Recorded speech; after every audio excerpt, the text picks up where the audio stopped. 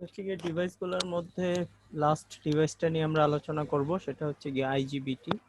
আইজিবিটির full form হচ্ছে insulated gate bipolar transistor.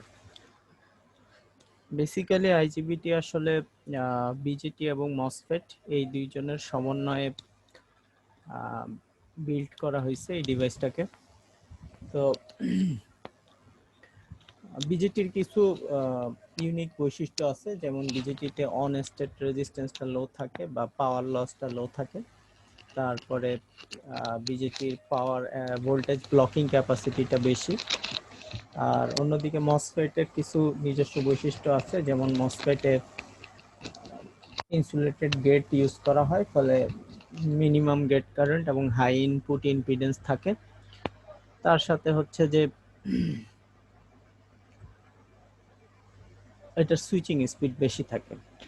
বিজিটিতে আইজিবিটিতে যেটা করা হয়েছে, বিজিটি এবং মসফেট এই দুইজনের বেনিফিটকে একত্র করার ইয়েতে পারপাসে এই ডিভাইসটাকে তৈরি করা হয়েছে, এবং এই ডিভাইসটার সুইচিং স্পিড এবং সেফ অপারেটিং এরিয়া বেশ ভালো, সাথে অন স্টেট রেজিস্ট্যান্সও তুলনামূলকভাবে কম থাকে।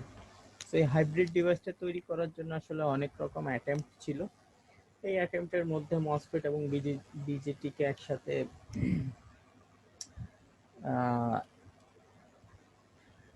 একত্র করে দুইটাকে দুইটার দুইটার বৈশিষ্ট্যকে কাজে লাগানোর চেষ্টা করা হয়েছে, এবং শেষ পর্যন্ত একটা সেল লেভেলে তাদের নিয়ে আসতে সফল হয়েছে হচ্ছে গিয়ে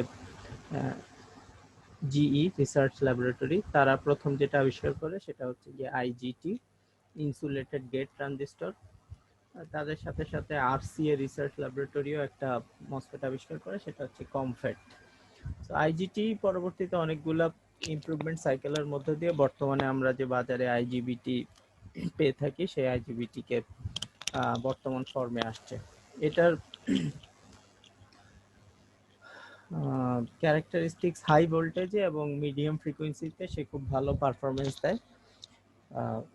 নর্মালি যখন ভোল্টেজ 100 ভোল্টের উপরে থাকে এবং ফ্রিকোয়েন্সি মিডিয়াম রেঞ্জে থাকে, যেমন 5 থেকে 20 কিলো হার্জ, এই রেঞ্জের ভিতরে আইজিবিটির পারফরমেন্স খুব ভালো। একটা আইজিবিটির ভার্টিক্যাল ক্রস সেকশন এখানে দেখানো হয়েছে। এই ভার্টিক্যাল ক্রস সেকশনে যেটা দেখা যাচ্ছে যে আইজিবিটির ভিতরে গেট টার্মিনাল আছে, সাথে হচ্ছে গিয়ে অন্য দুইটা টার্মিনাল আউটপুটে পাওয়া যায়, সেটা হচ্ছে গিয়ে এমিটার আর কালেক্টর নামে তাদেরকে মার্কিং করা হয়। এর ভিতরে দেখতেছো যে মেইন স্ট্রাকচারটা বেসিক্যালি একটা মসফেটের স্ট্রাকচার। সেখানে দুইটা, এটা একটা এন চ্যানেল আইজিবিটি, সো দুইটা highly doped N plus structure প্রথমে একটা বডি ভিতরে ডোপ করা হয়। এই বডিটা হচ্ছে গিয়ে পি টাইপ, আর এই ডোপিং গুলা হচ্ছে গিয়ে এন টাইপের ডোপিং। তার উপরে দুই পাশে দুইটা গেটের তৈরি করা হয়েছে সিলিকন ডাইঅক্সাইডের লেয়ার দিয়ে, তার উপরে গেট কন্টাক্ট দেওয়া হয়েছে। আর মাঝখানে যে কন্টাক্টটা সেটা হচ্ছে গিয়ে এমিটার।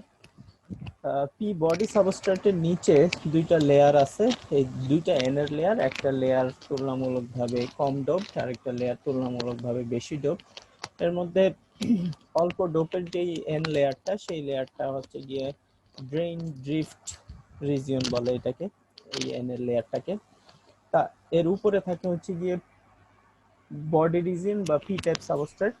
আর ড্রেইন ড্রিফট রিজিয়নটার নিচে কোনো কোনো আইজিবিটিতে আরেকটা এক্সট্রা লেয়ার থাকে with more dope N semiconductor, সেই লেয়ারটাকে বাফার লেয়ার বলে। তো নর্মালি যে আমাদের যে মসফেট, সেই মসফেটের তুলনায় আমাদের মসফেটের সাথে কম্প্যারিজনে এখানে একটা এক্সট্রা লেয়ার থাকে, যে লেয়ারটা হচ্ছে কি কালেক্টর লেয়ার। এই কালেক্টরের লেয়ারের সাথে কালেক্টরের একটা মেটালিক কন্ট্যাক্ট দিয়ে আলাদা করে দেওয়া থাকে, আর ওই লেয়ারটাকে বলা হয় ইনজেকশন লেয়ার।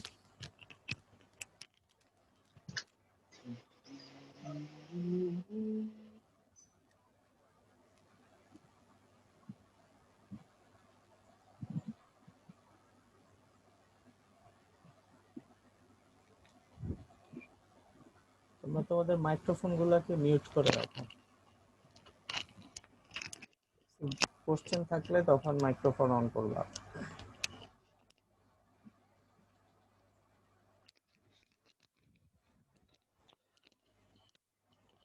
আইজিবিটির যে বেসিক স্ট্রাকচার, এই বেসিক স্ট্রাকচারটা তোমরা দেখলা। এখন হচ্ছে যে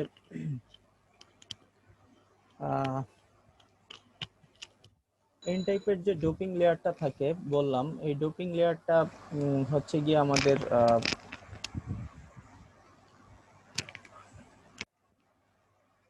এই যে দুইটা লেয়ার কথা বলা হইলো, একটা হচ্ছে গিয়ে ড্রেইন ড্রিফট রিজিয়ন আর একটা হচ্ছে গিয়ে বাফার রিজিয়ন। এই বাফার রিজিয়নটার উপস্থিতি আছে কি নাই তার উপর বেস করে আসলে ডিভাইসকে আইজিবিটিকে দুই ভাগে ভাগ করা হয়। একটা হচ্ছে গিয়ে পাঞ্চ থ্রু আইজিবিটি আর একটাকে বলে নন পাঞ্চ থ্রু কনস্ট্রাকশন।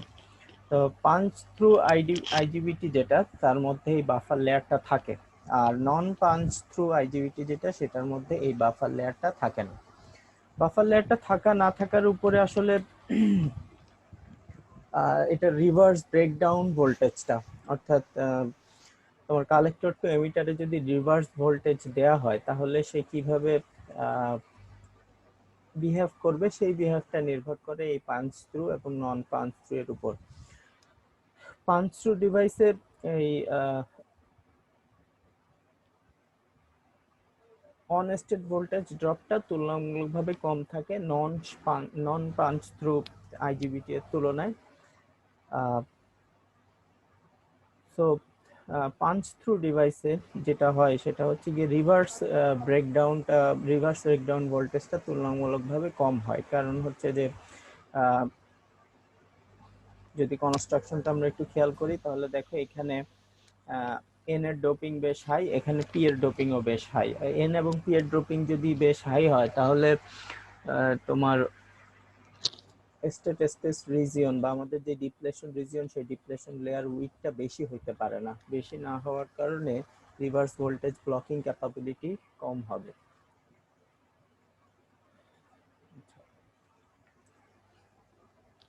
এক্স্যাক্টলি কি ঘটতেছে আইজিবিটির ভিতরে সেটা বোঝার জন্য আসলে এটার স্ট্রাকচারের মধ্যে ডিভাইসগুলো কিভাবে ইনহেরেন্টলি রয়ে গেছে সেটা আমাদেরকে একটু বুঝতে হবে।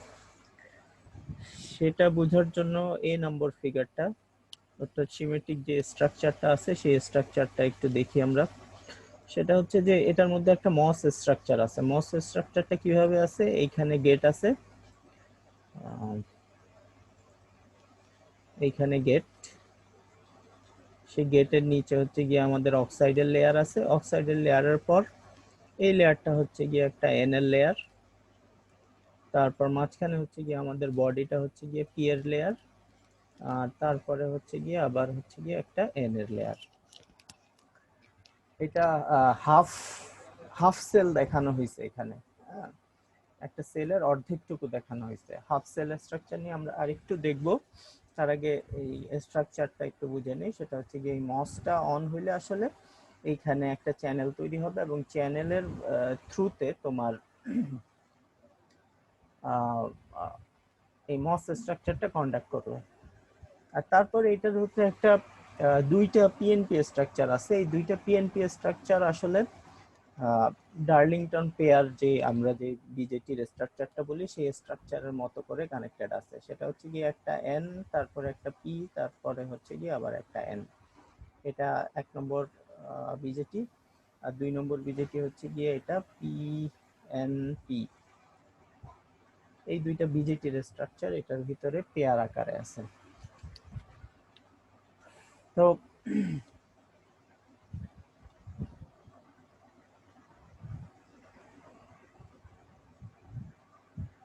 আমাদের এখানে সর্বমোট 3টা জাংশনের উপস্থিতি আছে এই আইজিবিটিটার মধ্যে। একটা হচ্ছে গিয়ে জাংশন 1, যেটা হচ্ছে গিয়ে কালেক্টর আর আমাদের বাফার লেয়ারটার ভিতরে থাকে। আর একটা হচ্ছে গিয়ে জাংশন 2, যেটা হচ্ছে গিয়ে ড্রিফট রিজিয়ন আর বডি এর ভিতরে থাকে। আর তৃতীয়টা হচ্ছে গিয়ে আমাদের মসফেটের এন চ্যানেল প্লাস হচ্ছে গিয়ে আমাদের যেই বডিটা বা সাবস্ট্রেট যেটা, পি সাবস্ট্রেট যেটা, সেই পি সাবস্ট্রেটের ভিতরে থাকে।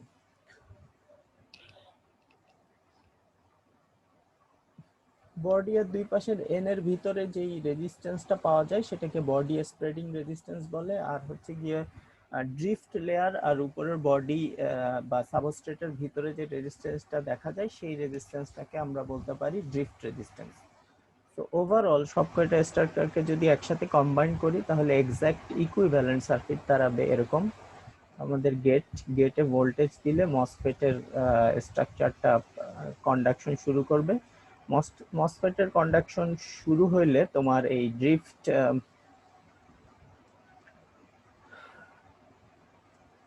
বডি ড্রিফট রেজিস্ট্যান্সটা এই দুইজনের মাঝখানে মসফেট আর কালেক্টরের ভিতরে এই এই এই রেজিস্ট্যান্সটা থাকবে। এবং সাথে হচ্ছে কি আমাদের কালেক্টর এই পাশে কালেক্টর একটা পিএনপি ট্রানজিস্টরের থ্রুতে বডি পর্যন্ত কানেক্টেড। এই পিএনপি এই কালেক্টর এখানে কালেক্টরের এই কালেক্টর হচ্ছে গিয়ে এই পিটা হচ্ছে গিয়ে আমার এইখানকার কালেক্টরের পি টাইপ সাবস্ট্রেট, আর তারপরে হচ্ছে গিয়ে এন, তারপরে হচ্ছে গিয়ে পি, এবং এই এন পার হয়ে গেলে আমাদের একটা বডি স্প্রেডিং রেজিস্ট্যান্স থাকে। আর হচ্ছে অন্যদিকে মসের সাথে আমাদের যে এই এনপিএন স্ট্রাকচারটা ছিল সেই এনপিএন স্ট্রাকচারটা এখানে ড্র করা হয়েছে।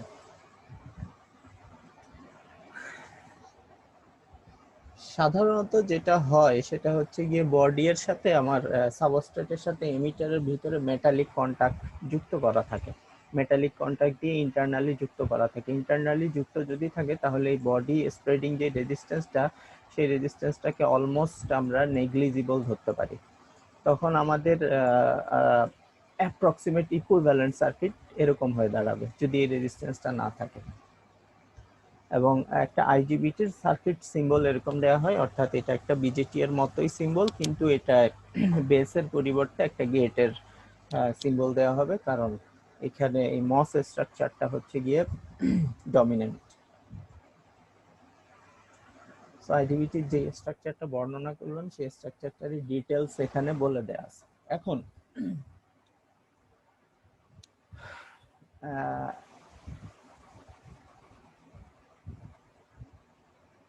এই যে বললাম যে একটা পিএনপি আর এনপিএন স্ট্রাকচারটা হচ্ছে গিয়ে আমার এখানে কাজ করতেছে। সেই পিএনপি আর এনপিএন স্ট্রাকচারের মধ্যে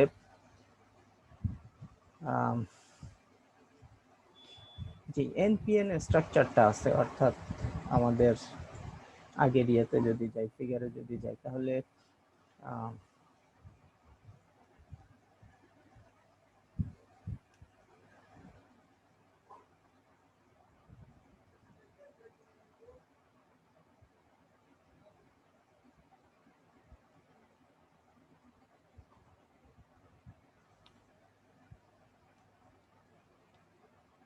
এখানে যে আমাদের এইখানে একটা এনপিএন স্ট্রাকচারটা আছে, এই স্ট্রাকচারটাকে অ্যাভয়েড করার জন্য যেটা করা হয় সেটা হচ্ছে যে আমাদের এমিটারটাকে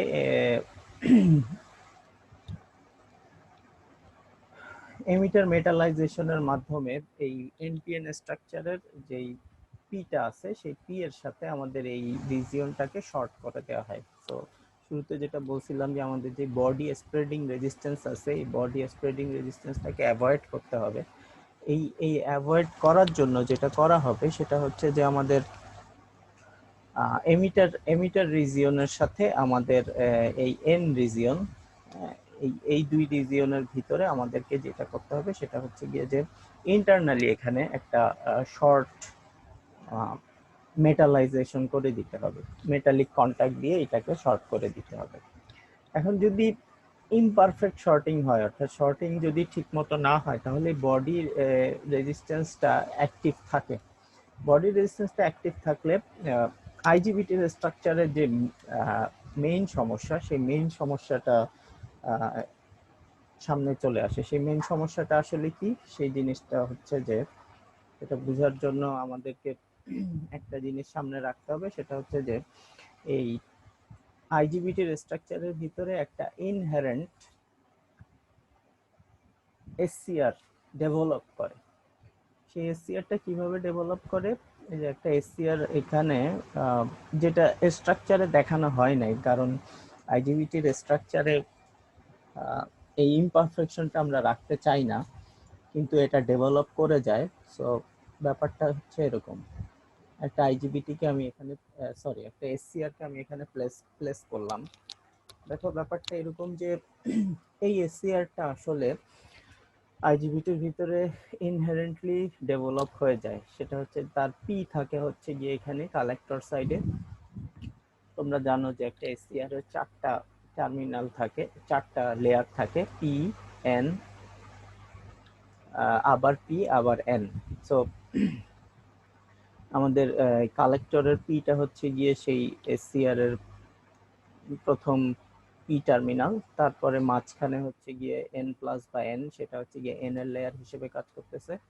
তারপরে আবার বডির যে পিটা, সেই পিটা হচ্ছে গিয়ে আমার এসসিআর এর পি লেয়ার হিসেবে কাজ করতেছে, এবং এরপরে চ্যানেল এর যেই এন, সেই এনটা আবার আমাদের এন হিসেবে কাজ করতেছে। সো এই সাইডটা হচ্ছে গিয়ে অ্যানোড, এই সাইডটা হচ্ছে গিয়ে ক্যাথোড, আর মাঝখানে হচ্ছে গিয়ে আবার এখানে আমাদের গেট আছে। এই গেটটা কিন্তু এই গেটের সিগন্যালটা যদি ধরি আমরা এখানে দেয়া হইতেছে, তাহলে গেটটা কিন্তু এই সাবস্ট্রেটের যে পিটা, সেই পিটা গেটের সিগন্যাল হিসেবে কাজ করবে। তো এই যে একটা ইনহেরেন্টলি একটা এসসিআর এর ভিতরে ডেভেলপ করছে। এখন এইটাকে এই এই এটা যদি অ্যাক্টিভেট হয়ে যায়, সামহাও যদি আমাদের এই এসসিআরটা অ্যাক্টিভ হয়ে যায়, তাহলে কিন্তু আমাদের আইজিবিটির ক্যারেক্টারিস্টিক্স আর থাকবে না। তখন কিন্তু বিজেটি সরি এসসিআর তার মতো করে কন্ডাকশন শুরু করবে ইয়েতে। তখন আর আমাদের ডিভাইসের উপর কন্ট্রোল থাকবে না, এবং ডিভাইসের ভিতর যেই ডিরেকশনে আমরা কারেন্ট চাইতেছি সেই পাথে কারেন্ট ফ্লো না হয়ে অন্যভাবে কারেন্ট ফ্লো হওয়া শুরু করবে। তো এইটা তখনই ডমিনেন্ট হয়, এই এসপিআরটা যেন ল্যাচ আপ না হয়, অর্থাৎ এই এসিডটা যেন ট্রিগার না করে, সেই ট্রিগার না করার ব্যবস্থা আমার ডিভাইসের ভিতর থাকতে হবে। কখন এই এসিআরটা ট্রিগার করার সম্ভাবনা বেশি থাকে? এই এসিআরটা ট্রিগার করার সম্ভাবনা বেশি থাকে হচ্ছে গিয়ে এই এই বডি রেজিস্ট্যান্সটা যখন, বডি স্প্রেডিং রেজিস্ট্যান্সটা যখন বেশি হয়, যদি এটা শর্ট করে দেয়া না হয়, এই লেয়ার থেকে এই লেয়ারের ভিতরে, অর্থাৎ এই বেস থেকে এমিটারের ভিতরে এই জায়গাটা যদি শর্ট করে দেয়া না হয়, তখনই বডি রেজিস্ট্যান্সটা বেশি থাকে। বডি রেজিস্ট্যান্সটা বেশি হলে যখন তোমার ডিভাইসের ভিতর দিয়ে কারেন্ট ফ্লো হয়, তখন যদি অতিরিক্ত মাত্রায় বা ইনস্ট্যান্টলি একটা বেশি কারেন্ট ফ্লো হয়ে যায়, তখন এই লেয়ারটা এই বডি এর রেজিস্ট্যান্সের ভিতরে ভোল্টেজ ড্রপটা বেড়ে যায়। তো আমরা দেখছি যে আমাদের এসিআর টার্ন অন ক্যারেক্টারিস্টিক্স এর মধ্যে আমরা এক জায়গায় দেখছিলাম যে হঠাৎ করে যদি ডিভি ওভার ডিটি এই মানটা যদি বেড়ে যায়, তখন কিন্তু এসিআর ট্রিগার করতে পারে। ঠিক সিমিলার ঘটনা এখানেও ঘটতে পারে। বডি রেজিস্ট্যান্স বেশি হইলে, হঠাৎ করে বেশি কারেন্ট ফ্লো হইলে, সে কিন্তু আমাদের এসিআরটাকে ট্রিগার করে দিতে পারে। ইনহেরেন্ট যে এসিআরটা আছে, অর্থাৎ একে কিন্তু ট্রিগার করে দিতে পারে এই বডি স্প্রেডিং রেজিস্ট্যান্স যেটা এখানে দেখানো হয়েছে তার এফেক্টের কারণে। ফলে আমাদের এসসিআর ল্যাচ হয়ে গেলে আমাদের ডিভাইসের ভিতরে এক্সেসিভ পাওয়ার লস হয়ে যাবে, যেটা বাইরের সার্কিটের মধ্যে আমরা পাবো না, এবং সেটা ডিভাইসকে ডিস্ট্রয় করে ফেলতে পারে। সো যারা এসসিআর যারা আইজিবিটি নিয়ে কাজ করে, তারা তারা হচ্ছে গিয়ে মূল মেজর এফোর্টটা দিতে হয় এই জিনিসটা যেন না ঘটে, সেটার জন্য প্যারাসাইটিক থাইরিস্টরটাকে অ্যাভয়েড করার জন্য। এবং এই জন্য ডোপিং লেভেলে চেঞ্জ করা হয়, ফিজিক্যাল জিওমেট্রিতে চেঞ্জ করা হয়, এবং মডার্ন আইজিবিটি যেগুলো আছে, সেই মডার্ন আইজিবিটি অলমোস্ট ল্যাচ প্রুফ। সেখানে 100% অলমোস্ট 100% গ্যারান্টি থাকে যে প্র্যাকটিক্যাল পারপাসে যখন এগুলো ইউজ হবে, তখন যেন এই ইন্টারনাল থাইরিস্টরটা ল্যাচ না হয়।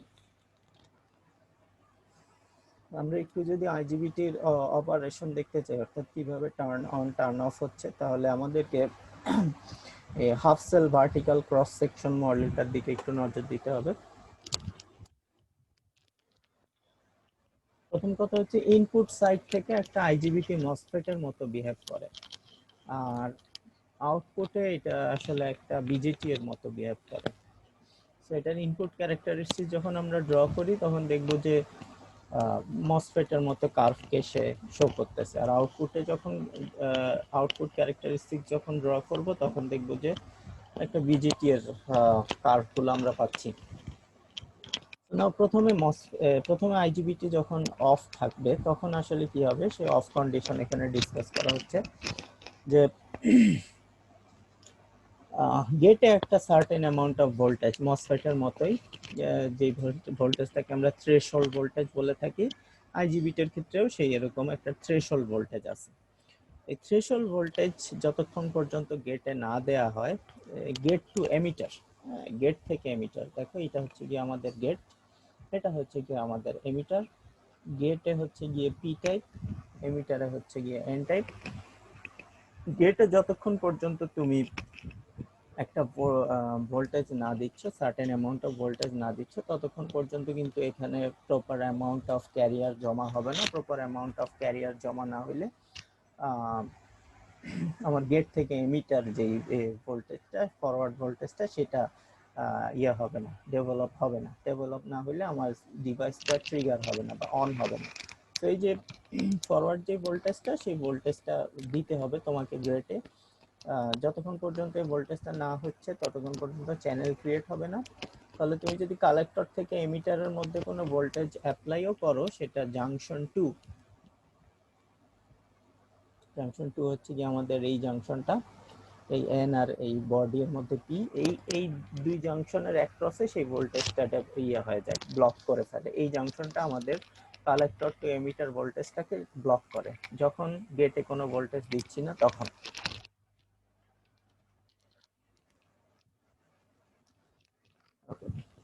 তো তখন ডিভাইস রিভার্স বায়াসে থাকবে, রিভার্স বায়াসে থাকলে এটার ভিতর দিয়ে খুব সামান্য লিকেজ কারেন্ট ফ্লো হবে, দ্যাটস ইট।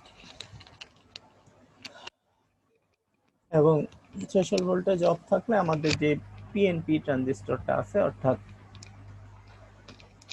এই যে কালেক্টর থেকে আমাদের এই পর্যন্ত যে পিএনপি ট্রানজিস্টরটা আছে, এই ট্রানজিস্টরটা অফ থাকবে। এই ট্রানজিস্টরটা অফ থাকলে ওভারঅল সি থেকে ইতে কোনো কারেন্ট আমরা পাবো না।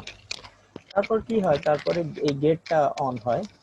গেটে যদি থ্রেশহোল্ড ভোল্টেজের চেয়ে বেশি ভোল্টেজ দাও, তাহলে ইনভার্সন লেয়ার তৈরি হবে। ইনভার্সন লেয়ার তৈরি হয়ে গেটের রিজিয়নে এই দিক থেকে এইদিকে একটা তোমার চ্যানেল শর্ট হবে, এবং এই চ্যানেল শর্ট হলে সেটা এমিটার এবং ড্রেইন ড্রিফট লেয়ার, তাদের দুইজনের মধ্যে একটা চ্যানেল ক্রিয়েট করবে। আচ্ছা, এমিটার কোথায়, ড্রেইন ড্রেইন ড্রিফট লেয়ার কোথায়? এই হচ্ছে আমাদের এমিটার, আর এই হচ্ছে গিয়ে আমাদের ড্রেইন ড্রিফট লেয়ার, অর্থাৎ জাংশন টু। এই গেটের কারণে এইখানে আমাদের জাংশন টু এর ভিতর দিয়ে একটা ইয়ে তৈরি হবে, চ্যানেল তৈরি হবে, এবং চ্যানেল তৈরি হওয়ার ফলে আমাদের ডিভাইসটা তখন টার্ন অন হবে।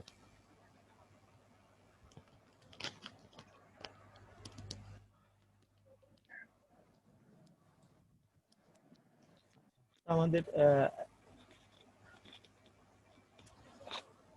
এইটা যখন টার্ন অন হবে তখন যে ঘটনাটা ঘটবে সেটা হচ্ছে যে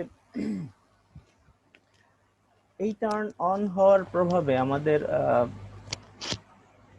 এই কালেক্টর থেকে কিন্তু এমিটারে একটা পজিটিভ ভোল্টেজ দিতে হবে যদি তুমি কারেন্ট চাও। কালেক্টর টু এমিটার একটা কারেন্ট চাও, যেমন মসফেটে দেওয়া হয়, ড্রেইন টু সোর্সে একটা ভোল্টেজ অ্যাপ্লাই করা হয়, ঠিক এখানে ড্রেইন আর সোর্সের মতো এখানে হচ্ছে কি কালেক্টর আর এমিটার। কালেক্টর টু এমিটারে যদি একটা পজিটিভ ভোল্টেজ দাও, অর্থাৎ কালেক্টরে পজিটিভ আর এমিটারে হচ্ছে কি আমাদের নিউট্রাল, তাহলে কালেক্টর থেকে একটা হোলের ড্রিফট হবে, এবং হোলগুলা এই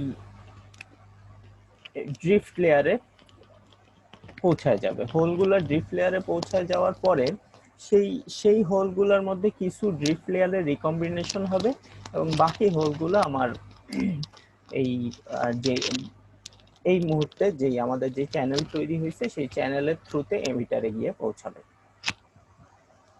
এইভাবে আমাদের যখন হচ্ছে যে আমাদের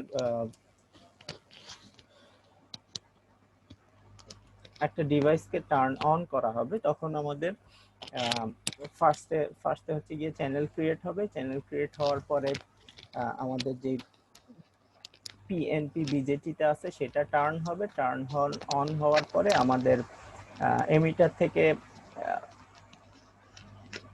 আমাদের কালেক্টর থেকে তখন হোলের ফ্লো এমিটার পর্যন্ত পৌঁছাবে থ্রু দিস পিএনপি ট্রানজিস্টর।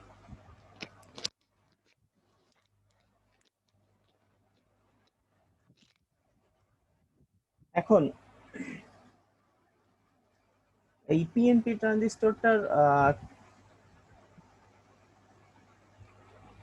আইজিবিটির অপারেশনে মূল কারেন্ট ফ্লোটা যেন আমাদের মসফেটের ভিতর দিয়ে ফ্লো হয়, সেইটাকে এনশিওর করার জন্য যেটা করা হয় সেটা হচ্ছে যে যে পিএনপি ট্রানজিস্টরটা ডেভেলপ করে এর ভিতরে, সেই পিএনপি ট্রানজিস্টর অর্থাৎ এই যে আমাদের কালেক্টরের সাবস্ট্রেট, তারপরে হচ্ছে গিয়ে এন এর ড্রিফট রিজিয়ন, আর তারপরে হচ্ছে গিয়ে বডির পি রিজিয়ন, এই যে পিএনপি ট্রানজিস্টরটা ডেভেলপ করে সেটার আলফা অর্থাৎ কারেন্ট গেইনটাকে, ডিসি কারেন্ট গেইনটাকে তুলনামূলকভাবে লো রাখা হয়। হ্যাঁ, অর্থাৎ যেই হোলগুলা আমার ড্রিফট রিজিয়ন পার হয়ে আমার বডিতে পৌঁছাবে, অ্যামাউন্ট অফ হোল রিকম্বিনেশন হওয়ার পরে জেনারেটেড হোল এর কতখানি পোর্শন আমার ইয়েতে পৌঁছাবে, আমার এই বডিতে পৌঁছাবে, সেই রেশিওটাকে কম রাখা হয় ইন্টেনশনালি কম রাখার পিছনে যেটা মূল কারণ সেটা হচ্ছে যে ওই যে শুরুতে যেটা বলছিলাম যে বডিতে কিন্তু রেজিস্ট্যান্স আছে, আমরা না চাইলেও এখানে কিন্তু একটা রেজিস্ট্যান্স অলরেডি ডেভেলপ হয়ে আছে। এখন এই বডি স্প্রেডিং যে রেজিস্ট্যান্সটা আছে, এই পাথে যদি বেশি কারেন্ট ফ্লো হয় তাহলে বডি স্প্রেডিং রেজিস্ট্যান্সটার ভিতরে ড্রপ বেশি হবে, ভোল্টেজের ড্রপ বেশি হবে। ভোল্টেজের ড্রপ বেশি হওয়া মানে হচ্ছে কি আমাদের যে প্যারাসাইটিক এসসিআরটা আছে সেই প্যারাসাইটিক থাইরিস্টরটা ল্যাচ আপ হয়ে যাইতে পারে।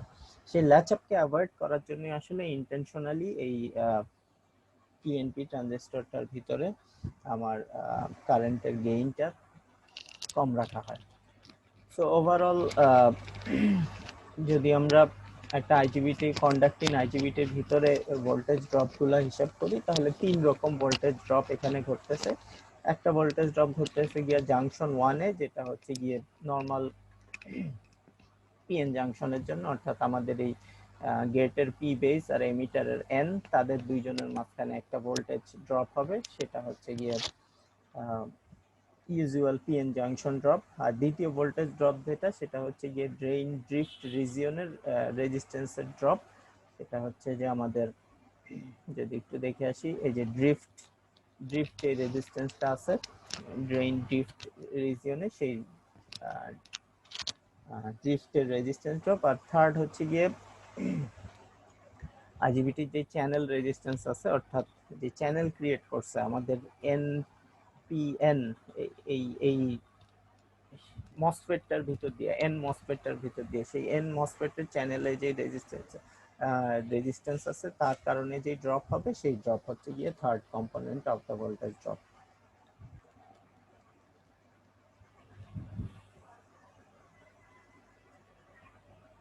আইজিবিটির আইভি ক্যারেক্টারিস্টিক্স যদি আমরা একটু দেখার চেষ্টা করি তাহলে একটা হচ্ছে গিয়ে ট্রান্সফার ক্যারেক্টারিস্টিক্স আর একটা হচ্ছে গিয়ে আউটপুট ক্যারেক্টারিস্টিক্স। ডান পাশে যে ফিগার বি, এটা হচ্ছে ট্রান্সফার ক্যারেক্টারিস্টিক্স। গেট থেকে এমিটারে তুমি কত ভোল্টেজ দিবা সেই অনুযায়ী কালেক্টরে কারেন্টের পরিমাণ কেমন হবে সে তার উপর নির্ভর করবে এটা। সোজা কথা একটা মসফেটে যেমন ঘটে সেই রকম মসফেটের গেট থেকে সোর্স ভিজিএস যেটা, সেখানে আমরা একটা ভোল্টেজ দিই, এখানে গেট থেকে এমিটারে একটা ভোল্টেজ দিব।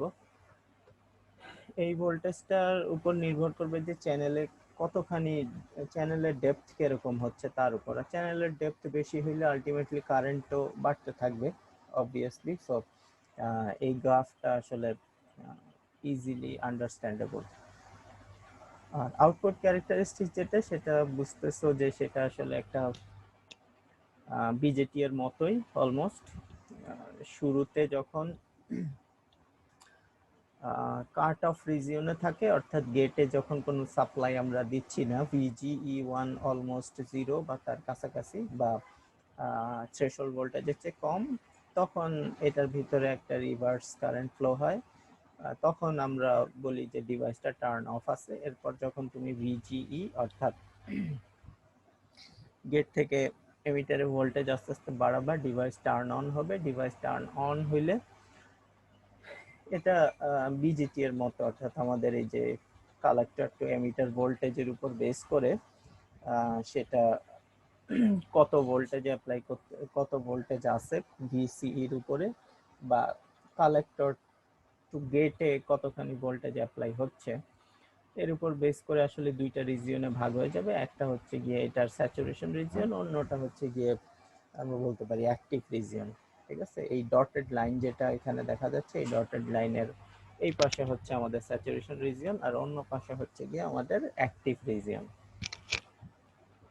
এর ভিতরে হচ্ছে গিয়ে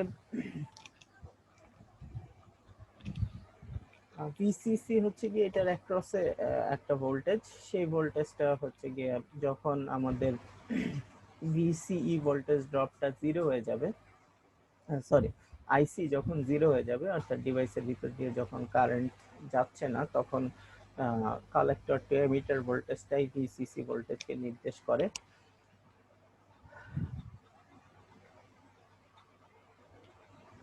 সো এই অবস্থায় আসলে ডিভাইস যদি ভিসিই ভোল্টেজটা যদি জিরো হয়ে যায়, ডিভাইস আসলে শর্টেড হয়ে গেছে সামহাও। ডিভাইস যখন শর্টেড হয়ে যায় তখন এইটার ভিতরে যেই কারেন্টটা যায় সেটা হচ্ছে গিয়ে ফল্ট কারেন্ট আমরা বলতে পারি। এর জন্য এই লাইনটাকে ফল্ট লোড লাইন বলা হয়েছে। এই ডট হ্যাশ যে লাইনটা, এটাকে ফল্ট লোড লাইন বলা হয়েছে।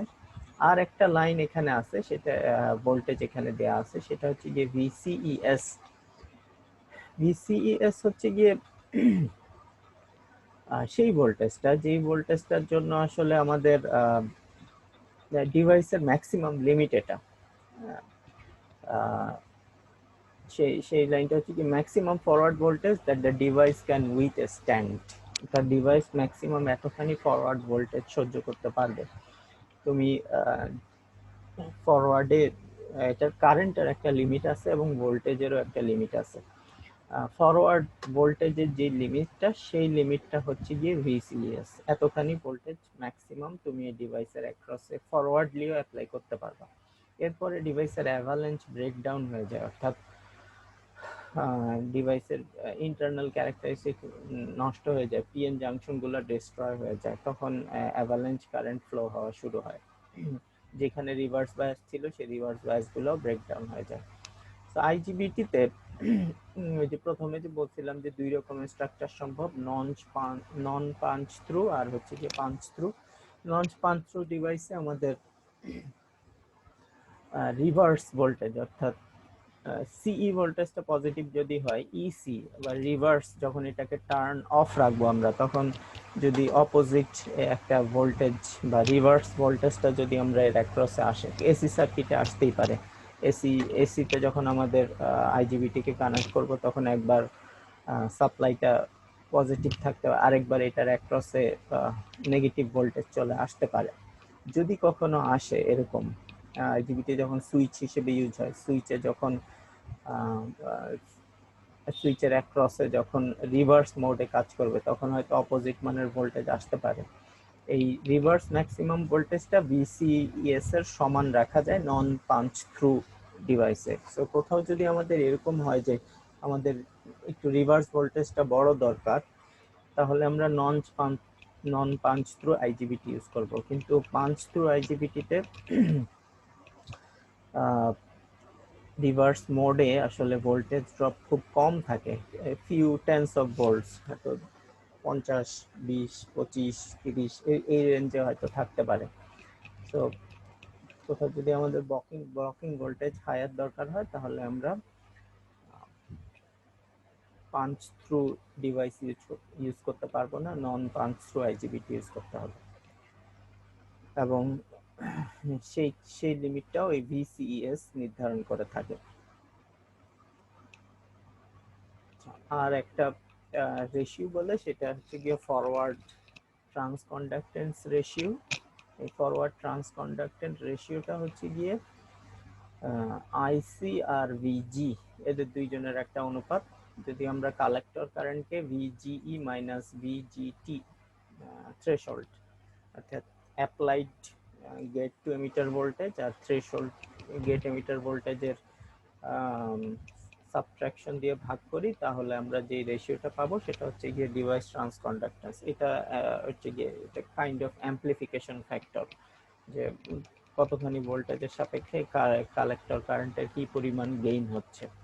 তো এটা একটা গেট ড্রাইভ সার্কিটে এটা একটা ইম্পর্টেন্ট, ডিজাইনের সময় এটা একটা ইম্পর্টেন্ট প্যারামিটার।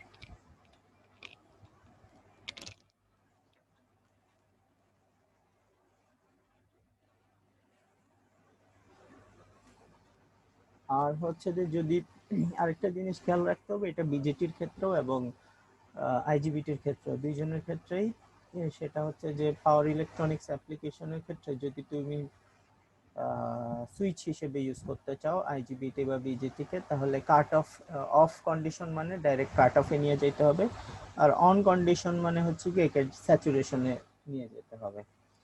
অ্যাক্টিভ রিজিয়নে সুইচ অন অফ ক্যারেক্টারিস্টিক্সকে রাখা হয় না।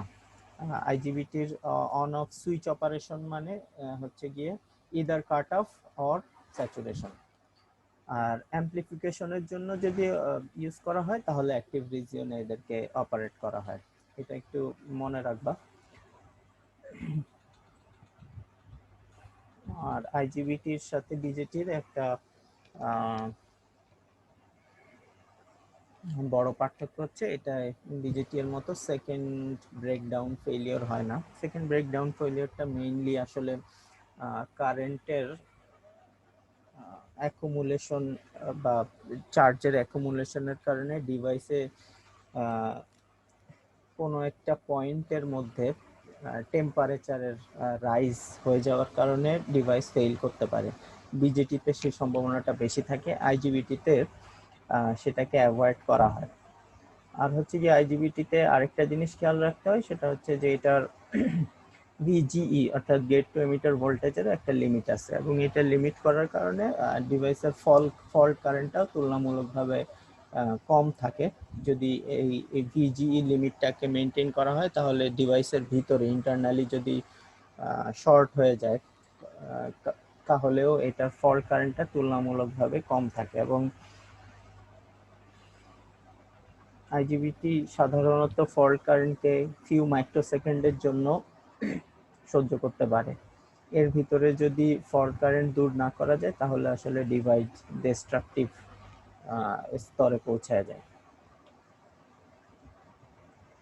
আমরা মোটামুটি ডিভাইসের ক্যারেক্টারিস্টিক্স দেখলাম, আর হচ্ছে কি আইজিবিটির গেট ড্রাইভ সার্কিট, গেটকে কিভাবে ড্রাইভ করতে হবে সেটার একটা জেনারেলাইজড স্ট্রাকচার এখানে দেখানো হয়েছে।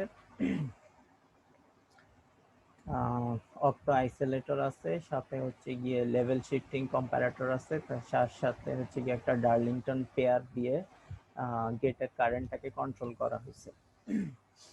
এখানে গেট ড্রাইভ সার্কিটে কয়েকটা বিষয় খেয়াল রাখতে হবে।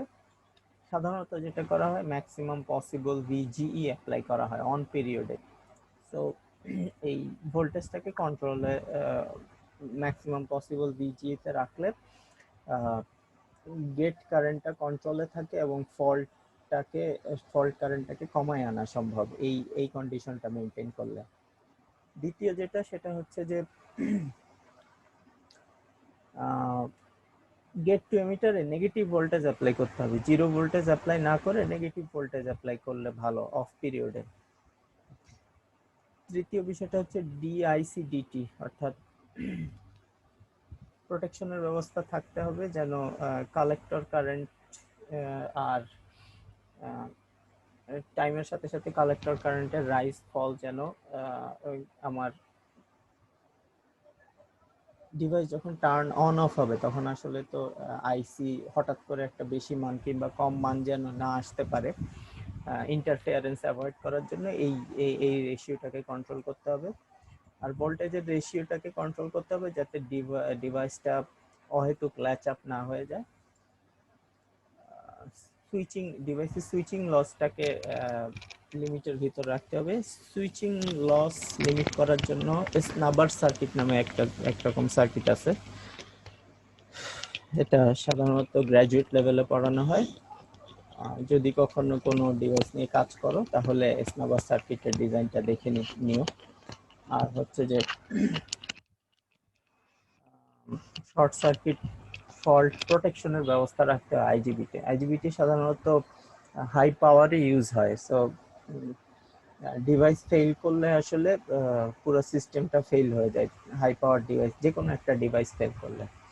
সো ডিভাইসে আসলে সব ধরনের এই ধরনের প্রোটেকশনগুলো রাখতে হবে যদি তুমি রিলায়েবিলিটি চাও একটা ডিভাইস থেকে। এই ছিল আমাদের মোটামুটি ডিভাইসগুলোর বর্ণনা। সবগুলোর বর্ণনাই কম বেশি দেওয়ার চেষ্টা করছি। এমসিটি আর জিটিও এই দুইটার ডিটেলস বর্ণনা দেওয়া হয় নাই। যে কোনো একটা বই থেকে চাইলে দেখে নিতে পারো। এই দুইটার প্র্যাকটিক্যাল ইউজ তুলনামূলকভাবে কম, এই কারণে ওই দুইটার দিকে আর ফোকাস করা হয় না। আমরা সবকটা ডিভাইসগুলোর একটু কম্প্যারিজন যদি দেখতে চাই তাহলে এখানে পাওয়ার ক্যাপাবিলিটি আর সুইচিং স্পিডের কম্প্যারিজন দেওয়া হয়েছে। বিজিটি, মসফেট, আইজিবিটি। মসফেট যখন যদি ফাস্ট সুইচিং দরকার হয় মসফেট ইউজ করতে হবে, মিডিয়াম সুইচিং দরকার হলে আইজিবিটি। বিজিটি এর সুইচিং স্পিড তুলনামূলকভাবে আইজিবিটির চেয়ে কম থাকে। তো এখানে একটা চার্ট দেয়া হয়েছে, যে চার্টে তুলনা বোঝা যাবে যে কোন ডিভাইসটা আসলে কখন ইউজ করতে হবে। যেমন এক্স এক্সিস যদি কারেন্ট এক্সিস ধরি, ওয়াই এক্সিস যদি ফ্রিকোয়েন্সি এক্সিস ধরি, আর জেড এক্সিস যদি ভোল্টেজ এক্সিস ধরি, তাহলে দেখো যে থাইরিস্টর গুলো অনেক হাই ভোল্টেজ সহ্য করতে পারে, সেই তুলনায় মসফেট গুলার ভোল্টেজ সহ্য করার ক্ষমতা তুলনামূলকভাবে কম। একইভাবে জিটিও গুলা অনেক কারেন্ট ক্যারি করতে পারে, সেই তুলনায় বিজেটি বা আইজিবিটির কারেন্ট ক্যারিং ক্যাপাসিটি কম। আবার মসফেটের হচ্ছে গিয়ে ফ্রিকোয়েন্সির কার্ভে হচ্ছে গিয়ে আধিপত্য।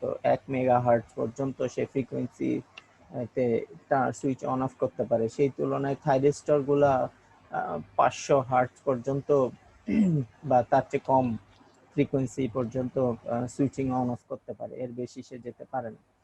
তো এরকম একটা কম্প্যারিজন থেকে আসলে বোঝা যাবে যে কোন ডিভাইসটা কখন কোন ডিভাইসটা ইউজ করতে হবে। আর এখানে হচ্ছে গিয়ে ডিভাইসগুলোর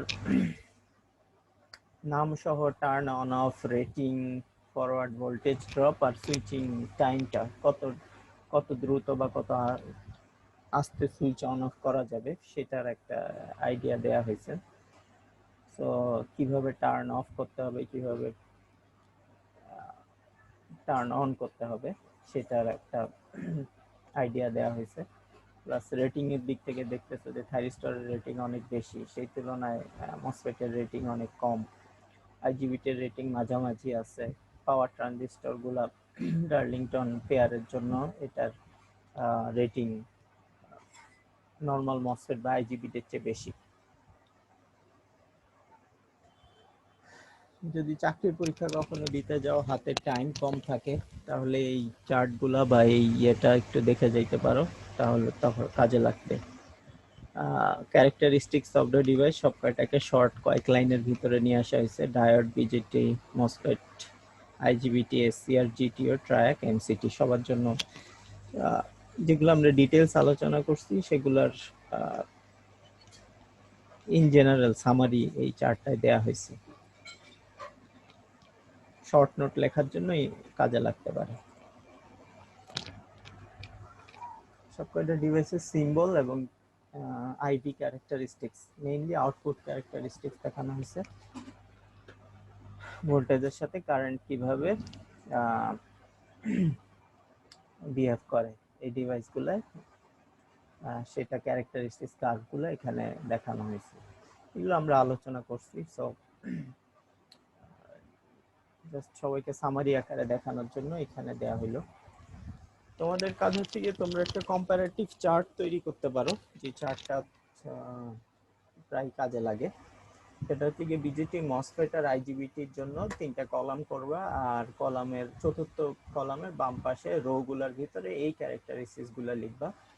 যে পাওয়ার হ্যান্ডলিং ক্যাপাসিটি কার বেশি, কে বেশি পাওয়ার হ্যান্ডেল করতে পারে। ইনপুট ইম্পিডেন্স, কার ইনপুট ইম্পিডেন্স বেশি, কার ইনপুট ইম্পিডেন্স কম, অর্থাৎ গেট ড্রাইভ করার জন্য কার ক্যারেক্টারিস্টিক্সটা কিরকম। সুইচিং স্পিড কোনটায় বেশি in general. Blocking voltage, K voltage block করতে পারে বেশি রিভার্স কন্ডিশনে। অন স্টেট রেজিস্ট্যান্স বা লস, অন থাকা অবস্থায় কোন ডিভাইসটার ভিতরে রেজিস্ট্যান্স বেশি বা লসের পরিমাণ বেশি। সেফ অপারেটিং এরিয়া, কার অপারেটিং এরিয়াটা কত লার্জ, অর্থাৎ পাওয়ারের রেসপেক্টে কে কত বড় রিজিয়নে অপারেট করতে পারে।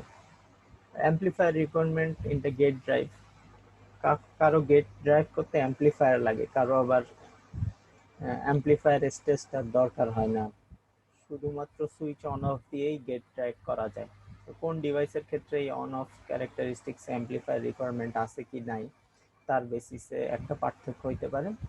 আর হচ্ছে কি ডিভাইসটা ভোল্টেজ কন্ট্রোল ডিভাইস না কারেন্ট কন্ট্রোল ডিভাইস, সেটা একটা জানার বিষয়।